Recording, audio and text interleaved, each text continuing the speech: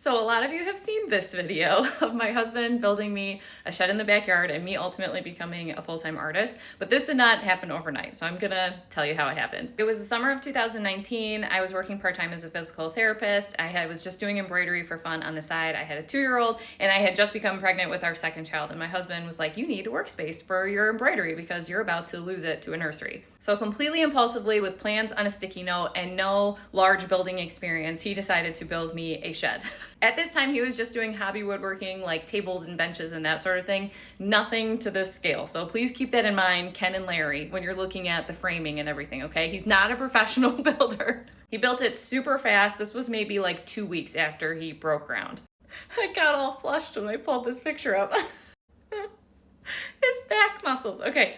Compose yourself. The shed is made of completely reclaimed material. So all of the wood and the metal roofing, the windows, everything is reclaimed. So that's why it looks like it's been here for over 100 years. I told him he needed to get this side of the shed finished so we could do our pregnancy announcement. So like the rest of it's not done. Isn't it cute? I was right. By the end of the summer, it was completely built. And here Nathan, his brother-in-law, and his dad are just finishing the deck.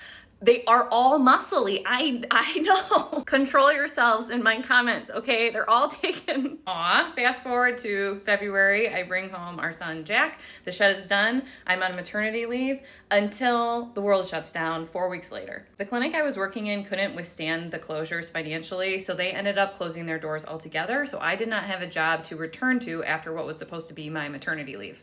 Please ignore my Lord Farquaad haircut, okay? This is postpartum at its best. But it's at this point that I decide I'm gonna make embroidery my full-time career, sink or swim. So I started sending starter kits in the mail, and then we would meet live online and do a class together while everyone was stuck at home. Then in 2021, I started turning beginner designs into kits with video tutorials so that people could watch them on their own time from home and create a finished piece. But it wasn't until mid-2021 when a couple of videos of me making my kits in the shed went viral, and then I could really call myself a full-time artist. And that non-builder grade shed actually made the cover of Country Home magazine with a full spread inside. So to say that I'm proud of my husband is an understatement. So I will take no criticism, Ken and Larry, of his building skills in the comment section.